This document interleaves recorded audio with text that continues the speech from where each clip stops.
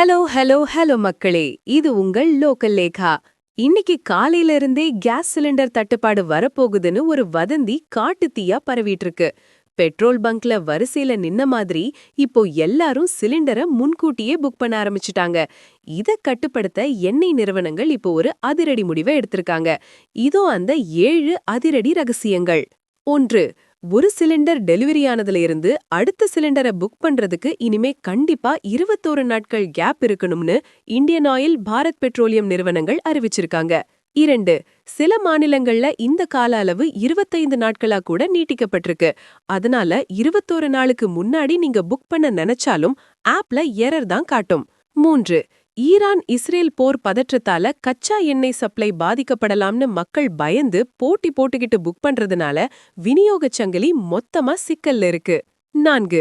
பீதி காரணமாக முன்பதிவு செய்யறத தடுத்து எல்லாருக்கும் சிலிண்டர் கிடைக்கிறத உறுதி செய்யதான் இந்த தற்காலிக கட்டுப்பாடு. 5. மார்ச் 7ல இருந்து சிலிண்டர் விலை 60 ரூபாய் உயர்ந்ததுனால மேற்கொண்டு விலை ஏறதுக்குள்ள புக் பண்ணலாம்னு மக்கள் நினைச்சதும் ஒரு காரணமா அமைஞ்சிருக்கு. 6. நாட்டுல போதிய அளவு எரிவாயு இருப்பு இருக்கு, வதந்திகளை நம்பாதீங்கன்னு எண்ணெய் நிறுவன அதிகாரிகள் இப்போ ஓப்பனாவே விளக்கம் கொடுத்திருக்காங்க. 7. பெட்ரோல் தட்டுப்பாடு வதந்தியால பங்குகள்ல கூட்டம் அலைமோதின மாதிரி ஒரு சூழல் இங்க வரக்கூடாதுன்னு மத்திய அரசு இந்த 21 நாட்கள் விதியை ஸ்ட்ரிக்டா அமல்படுத்தியிருக்காங்க பாஸ். இந்த ரூல்ஸ் நமக்கு ஒரு விஷயத்த தெளிவா சொல்லுது.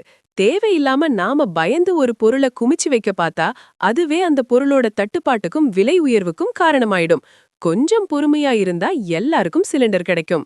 சிலிண்டர் ஏஜென்சிகளோட இந்த அதிரடி ரூல்ஸ பாக்கும்போது நம்ம தளபதி விஜய் ஒரு படத்துல சொன்ன அந்த ஒரு மாஸ் டயலாக் தான் ஞாபகத்துக்கு வருது.